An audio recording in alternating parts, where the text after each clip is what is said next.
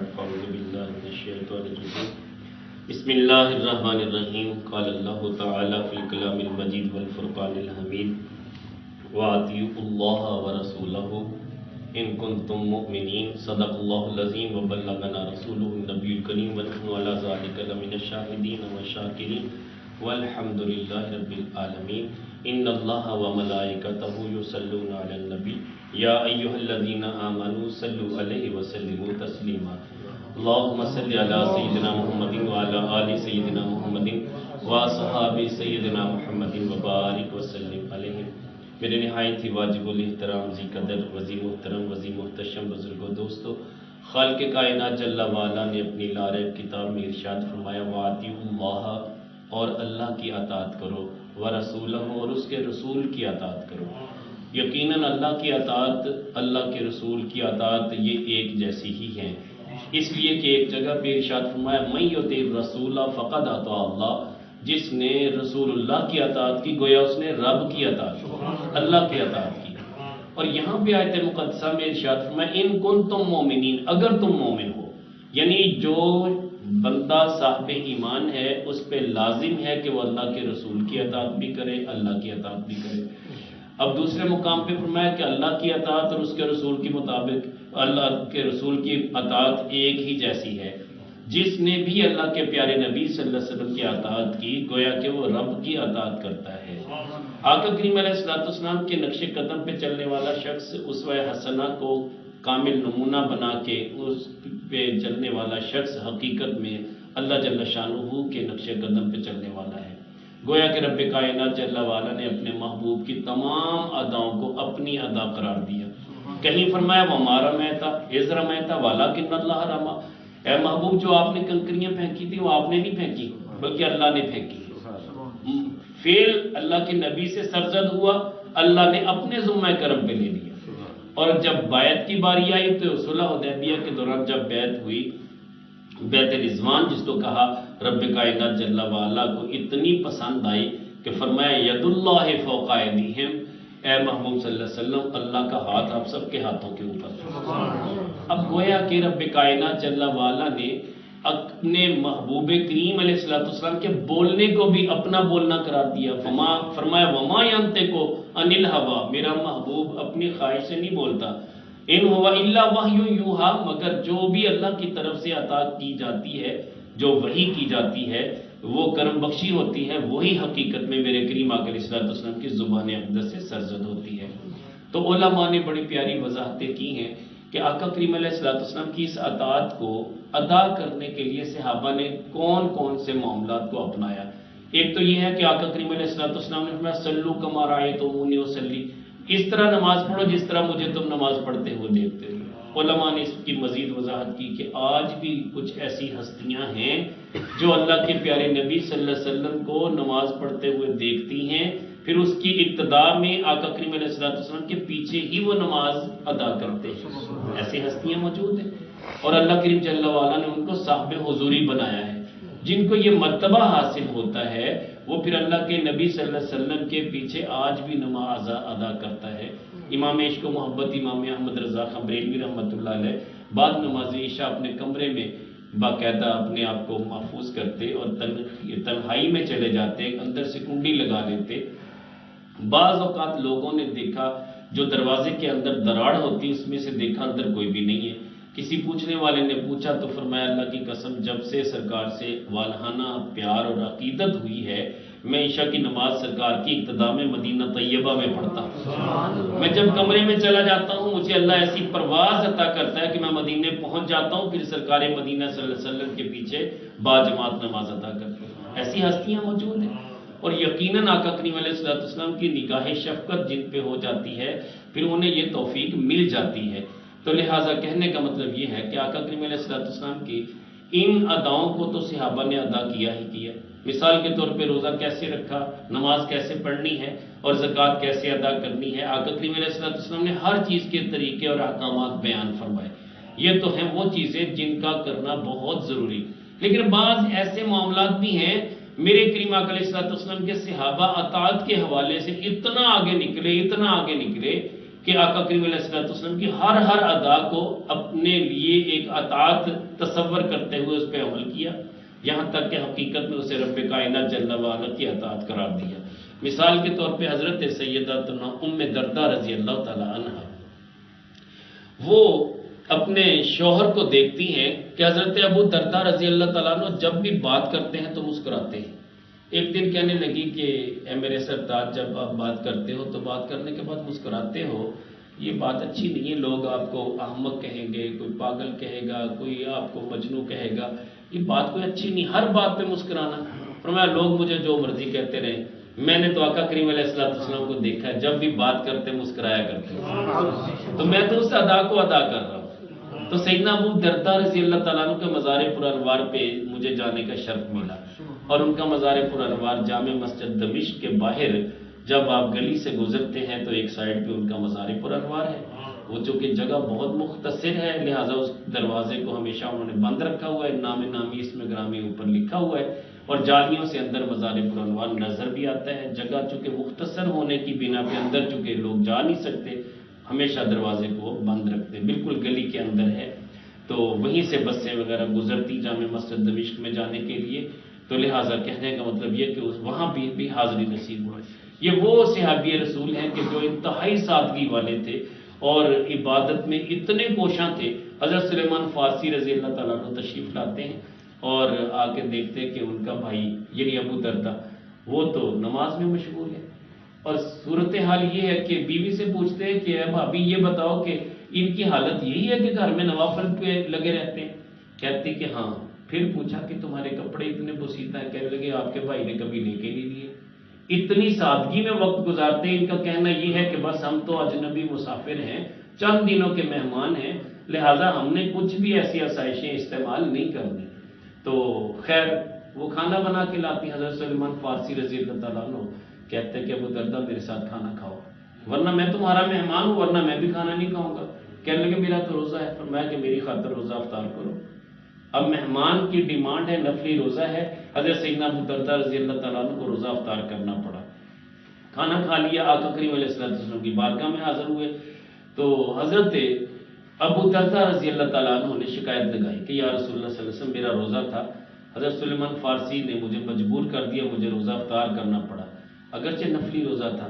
اور یہ کہتے ہیں کہ اتنے روزے نہ رکھا کرو، اتنی عبادت نہ کیا کرو۔ آقا کریم علیہ السلام نے فرمایا کہ سلیمان سچ کہتا ہے، اس لیے کہ سلیمان فارسی رضی اللہ تعالیٰ عنہ وہ میرے صحابی ہیں جو میرے معمولات کو دیکھتے ہیں، میری اطاعت کرتے ہیں، میں روزہ رکھتا بھی ہوں، افطار کرتا بھی ہوں۔ مسلسل روزے رکھنے سے آقا کریم علیہ السلام نے منع کیا۔ ہاں چند مخصوص مہینے ہیں، مثال کے طور پہ شعبان کا مہینہ، میرے کریم آقا علیہ السلام پورے مہینے کے روزے رکھتے، رجب میں بھی سرکار مدینہ صلی اللہ علیہ وسلم کثرت سے روزہ رکھا کرتے تھے، لیکن عام دنوں میں میرے کریم آقا علیہ السلام کا معمول یہ تھا کہ پیر کے دن کا روزہ رکھتے، جمعرات کے دن کا روزہ رکھتے۔ لیکن جو لوگ مسلسل روزے سے رہتے ہیں ان پہ بھی کوئی فتویٰ نہیں ہے، لیکن آقا کریم علیہ السلام کی اطاعت یہ ہے کہ جس طرح میرے کریم آقا علیہ السلام نے روزے رکھے اسی طرح ہی روزے رکھے جائیں۔ رضی اللہ تعالیٰ عنہ کو میرے کریم آقا علیہ السلام نے سمجھایا کہ ابو درداء جیسے سلمان کہتا ہے تم بھی ایسے کیا کرو۔ تو حقیقت یہ ہے کہ صحابہ کی زندگی کو دیکھیں، میرے کریم آقا علیہ السلام نے جو عمل کیا ہے اسی عمل کو وہ اپناتے ہیں۔ حضرت عمر بن خطاب رضی اللہ تعالیٰ عنہ، آپ کی آستین بڑی تھی، یہ بازو اس کا کپڑا آگے تھا، تو آپ نے اپنے شہزادے سے کہا کہ چھری اٹھا کے لاؤ، وہ چھری لے کے آیا، آپ نے اپنے اس بازو کو پیچھے کیا، اس کو آگے سے پکڑ کے اسے فرمایا کہ یہاں چھری سے کاٹ دو۔ اب کپڑا جب چھری سے کاٹا جاتا ہے تو وہ آگے پیچھے ہو جاتا ہے، اس کے دھاگے نکلنا شروع ہو جاتے ہیں، لیکن اسی کو اگر کینچی سے کاٹیں گے تو صفائی کے ساتھ کٹ جائے گا۔ حضرت عمر بن خطاب رضی اللہ تعالیٰ عنہ نے وہ آستین کے جو لمبے بازو تھے وہ تو چھری سے کاٹ لیے۔ صاحبزادے نے عرض کی کہ حضور والا اگر آپ اجازت دیں میں کینچی لے آؤں، اس کو صفائی کے ساتھ کاٹ دوں۔ میں کہ نہیں، مجھے صفائی کی حاجت نہیں ہے، میں نے اپنے آقا کریم علیہ السلام کو دیکھا، ان کے آستین جب بڑی تھی تو چھری سے سرکار نے اس کو کاٹا تھا، تو اب دھاگے گرتے رہے، قمیض ختم ہو جائے، مجھے قمیض سے غرض نہیں، دھاگوں سے غرض نہیں، مجھے تو اللہ کے نبی صلی اللہ علیہ وسلم کی اس ادا کو ادا کرنا ہے۔ تو یہ عشق ہے میرے کریم آقا علیہ السلام کے ساتھ، پیار ہے۔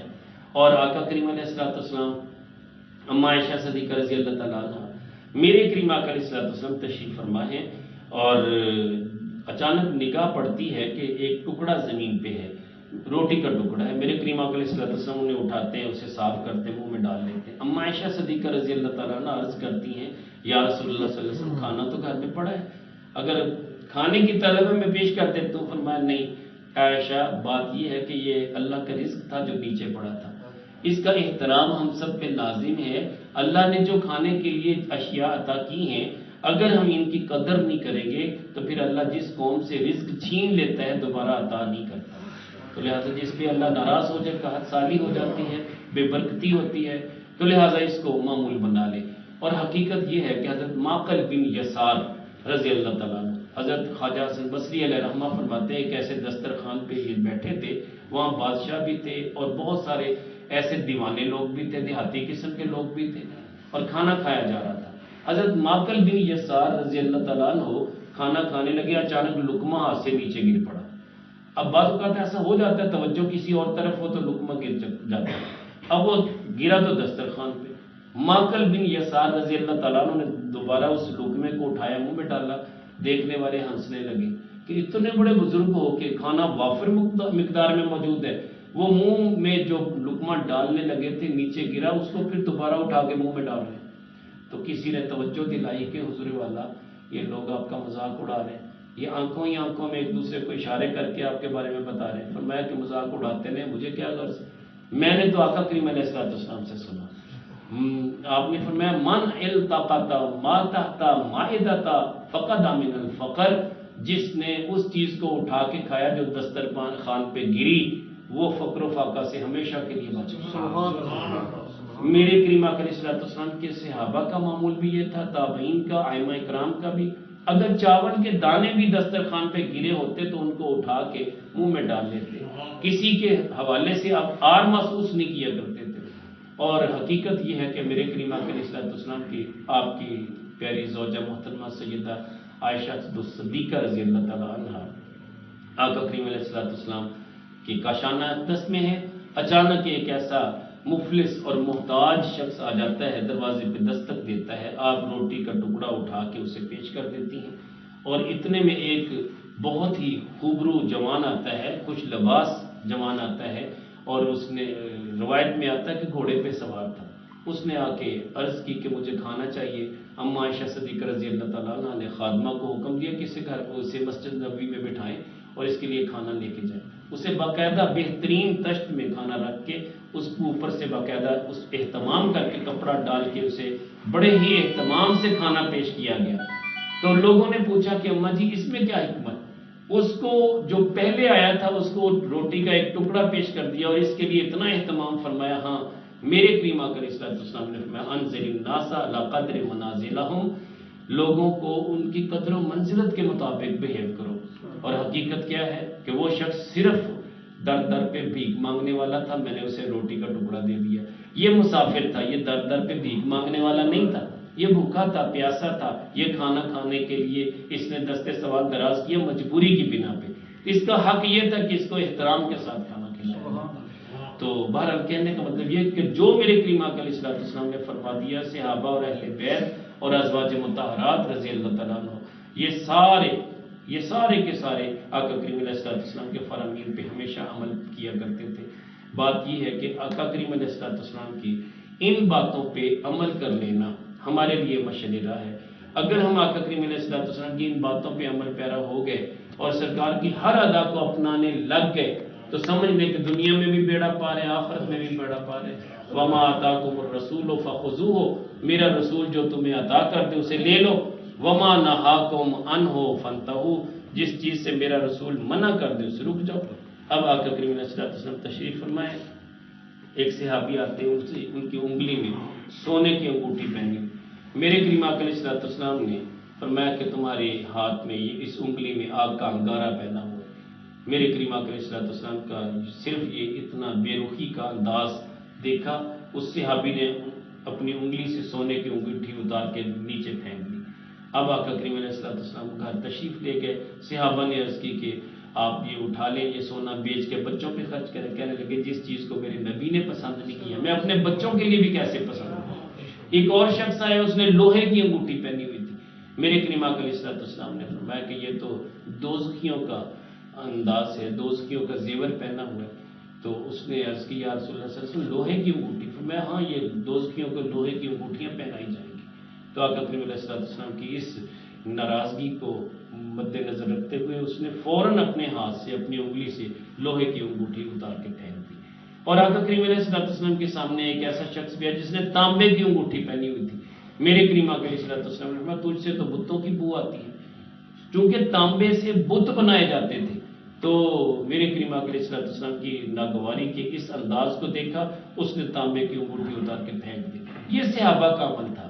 ہمیشہ اللہ کے نبی صلی اللہ علیہ وسلم کی طرف سے ہمیشہ اچھے جذبات اور آپ کی توجہ اور آپ کی شفقت لینے کو پسند کرتے تھے، اور آپ کی ناراضگی کو صحابہ پسند نہیں کرتے تھے۔ حضرت عثمان غنی رضی اللہ تعالیٰ عنہ مسجد نبوی کے دروازے پہ بیٹھے اور دستی کا گوشت بھونا ہوا ہے، آپ کھا رہے ہیں۔ لوگوں نے عرض کی حضور یہاں دروازے پہ بیٹھ کے آپ کھا رہے ہیں، سارے لوگ آپ کو دیکھتے جا رہے ہیں، آپ نے وہ دستی کا گوشت ہاتھ میں پکڑا ہوا بھونا ہوا ہے، وہ پوری دستی ہے بکرے کی، آپ اسے کھا رہے ہیں۔ تو حضور گھر میں تشریف لے جائیے، وہاں بیٹھ کے کھائیے، یا مسجد کے کونے میں بیٹھ جائیے، یہ اچھا عمل نہیں لگتا۔ فرمایا کہ مجھے اس سے کوئی غرض نہیں، اچھا لگتا ہے یا نہیں، مجھے اچھا لگتا ہے اس لیے کہ میرے کریم آقا علیہ السلام بھی مسجد نبوی کے دروازے پہ بیٹھ کے دستی کا گوشت کھایا کرتے تھے۔ میں تو اس ادا کو ادا کر رہا ہوں۔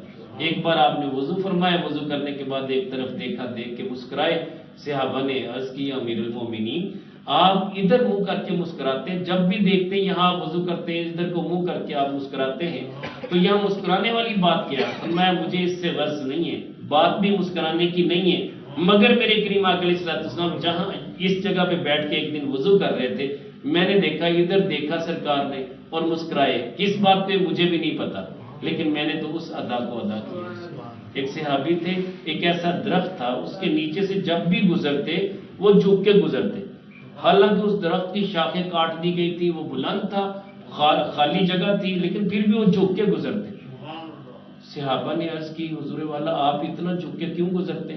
کہتے کہ میں نے جب بھی دیکھا اللہ کے نبی صلی اللہ علیہ وسلم اس درخت کے نیچے سے جب گزرے تھے، اس شاخیں اس کی جھکی ہوئی تھی، قریب تھا کہ کپڑوں سے الجھ جاتی، تو آقا کریم علیہ السلام جھک کے گزرے تھے، اب بے شک شاخیں کٹ چکی ہیں مگر اس ادا کو میں ادا کروں۔ حضرت رضی اللہ تعالیٰ عنہ ایک دن قافلے کے ساتھ ہے، اور حج کا قافلہ ہے، آپ نے 160 عمرے کیے اور حج بھی بے شمار کیے، آپ یہاں سے تشریف لے جا رہے ہیں اور ایک جگہ پہ قافلے کو روک دیتے ہیں، سارے لوگوں کو روکنے کے بعد کچھ دیر کے لیے ایک درخت کے نیچے رکتے ہیں۔ تو صحابہ نے عرض کی حضور یہاں رکنے کی حاجت کیا تھی؟ فرمایا اس لیے کہ اللہ کے نبی صلی اللہ علیہ وسلم یہاں پہ رکے تھے، میں وہ سنت کو سنت ادا کر رہا ہوں۔ ایک دن ایسا بھی ہوا کہ آپ نے اسی طرح اس قافلے کو ایک جھاڑی کے قریب روکا، اس جھاڑی کے قریب کچھ دیر کے لیے بیٹھے اور اس کے بعد واپس آ گئے۔ لوگوں نے پوچھا حضور یہاں کس لیے رکے تھے، اس کی حکمت کیا؟ فرمایا اللہ کے پیارے نبی صلی اللہ علیہ وسلم کو دیکھا آپ رفع حاجت کے لیے اس جھاڑی کے پیچھے رکے تھے، لہذا میں تو اس ادا کو ادا کرنے گیا۔ بظاہر رفع حاجت نہیں ہے، مگر اس ادا کو ادا کرنے کے لیے حضرت عبداللہ بن عمر رضی اللہ تعالیٰ عنہ وہاں رکے۔ تو کہنے کا مطلب یہ کہ ایک دن ایسا بھی ہو قبا کی طرف میرے کریم آقا علیہ السلام کے یہ صحابی حضرت عبداللہ بن عمر رضی اللہ تعالیٰ عنہ پیدل چل رہے، اور پیدل جا رہے راستے میں ایک شخص آتا ہے، کہتا ہے حضور آپ سواری پہ سوار ہو جائیں۔ فرمایا نہیں، سواری تو گھر میں بھی ہے، مگر میں اس لیے پیدل جا رہا ہوں کہ اللہ کے نبی بھی پیدل جایا کرتے ہیں، اور ایک چوراستے میں آپ اپنی سواری کی نکیل کو پکڑ کے گھما رہے ہیں اس کو۔ لوگوں نے عرض کی کہ حضور یہ عجیب عمل ہے، اس بیچاری سواری کو آپ کیوں کر رہے ہیں؟